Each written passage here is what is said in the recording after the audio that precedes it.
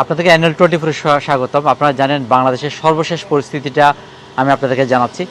আমরা যেই ইনফরমেশন তথ্যগুলো দিচ্ছি এগুলো একমাত্র বিবিসি বাংলারকেই অনুসরণ করে তথ্যগুলো দিচ্ছি, কারণ আমাদের হাতে আর কোনো তথ্য দেওয়ার সুযোগ নেই, যেহেতু বাংলাদেশে কোনো ইন্টারনেট নেই এবং বাংলাদেশের আরও কিছু সংবাদ সংস্থা আছে, তাদের কাছে আমরা কিছু তথ্য পাচ্ছি।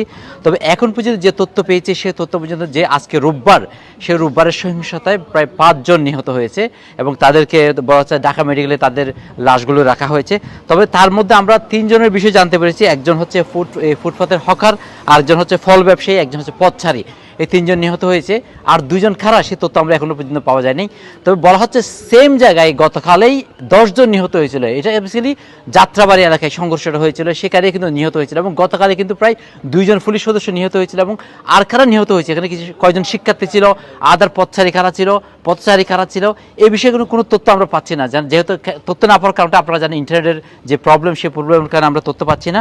তবে আমি এখন যে একটা বিষয় আপনাদেরকে জানিয়ে, সেটা হচ্ছে যে বাংলাদেশ থেকে অনেকে এখন ইন্টারনেট অ্যাক্সেস করতে পারতেছে আস্তে আস্তে। আমরা দেখছি বিডি নিউজ আপডেট দিচ্ছে, বিভিন্ন পত্রিকাগুলো তারা আপডেট দিচ্ছে এবং যারা বাংলাদেশে গত 2 দিন ধরে ফোনে কথা বলতেছিলাম, ফোন যে কল ড্রপ করতেছিল সেটাও কিন্তু ড্রপ এখন করতেছে না। আমি একটু আগে আমি নিজেও কথা বললাম আমার ফ্যামিলির সাথে, যে মোটামুটি কথা বলা যাচ্ছে।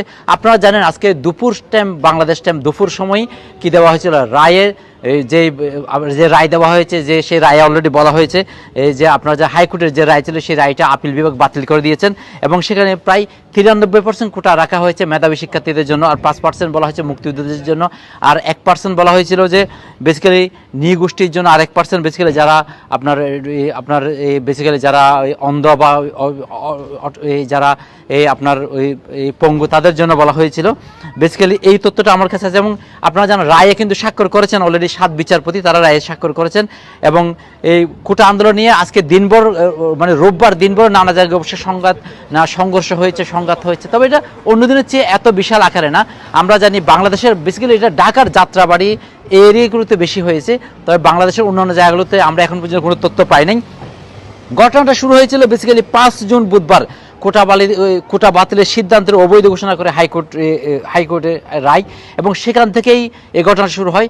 আজকে প্রায় 21শে জুলাই পর্যন্ত, অবশ্যই 21শে জুলাই এসে এই সুপ্রিম কোর্ট রায়টা বাতিল ঘোষণা করে এবং কোটা পুনর্বহাল করে আবার, এবং সেখানে 7% কোটা নির্ধারণের আদেশ দেয় বেসিক্যালি এই অন্যান্য যে মুক্তিযোদ্ধা থেকে তাদের জন্য, আর 93% বেসিক্যালি মেধাবীদের জন্য রাখা হয়। আমার কাছে ছিল এই পর্যন্ত তথ্য। তবে সর্বশেষ যে তথ্য, সে আমি আবার বলে রাখি যে 5 জন যে সংঘর্ষে নিহত হয়েছে তাদেরকে মেডিকেলে রাখা হয়েছে এবং আজকে সেনাবাহিনী ছিল, পুলিশ ছিল, বিজিবি ছিল।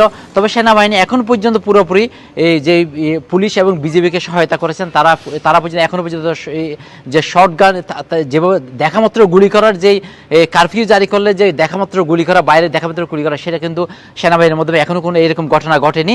যেহেতু এখনো পর্যন্ত সেনাবাহিনী তাদের যে আইনটা তারা এখনো পর্যন্ত তারা মাঠে ময়দান তার প্রয়োগ করে নাই। এখনো পর্যন্ত পুলিশের সাথে বিজেপির সাথেই ছোটখাটো যে সংঘর্ষগুলো এখনো পর্যন্ত অব্যাহত রয়েছে। তবে আরেকটা বিষয় রাখি, যে কোটাকে নিয়ে যারা আন্দোলন করতেছিল, তারা বৈষম্য বিরোধী যে আন্দোলন ছিল, তাদের মধ্যে যে 4-5 জন সমন্বয়কের সাথে বেসিক্যালি বিবিসি বাংলা কথা বলেছেন, তারা অবশ্যই এখনো পর্যন্ত আন্দোলন বজায় রাখার কথা বলেছেন। তারা বলেছেন তাদের কিছু দাবি দেওয়া আছে, সেই দাবি দেওয়াগুলো পূরণ করতে হবে। তারা স্বরাষ্ট্রমন্ত্রীর পদত্যাগ দাবি করেছেন এবং আপনারা জানেন ওবায়দুল কাদের যে আওয়ামী লীগের সাধারণ সম্পাদক, তার পদত্যাগ দাবি করেছেন এবং বলা হয়েছিল যে এবং বিচারপতি এবং প্রধানমন্ত্রী যে বক্তব্য দিয়েছেন সেগুলোর জন্য তাদেরকে দুঃখিত বলতে হবে, এরকম নানা তারা কি দিয়েছেন, বেসিক্যালি তারা শর্ত দিয়েছেন। সেই শর্তগুলো যদি পূরণ হয় এবং তখন তারা হয়তো তাদের আন্দোলন তারা থামাবে, সেরকম তারা ইঙ্গিত দিয়েছেন। হেফাজুল করিম রকিব, NL24।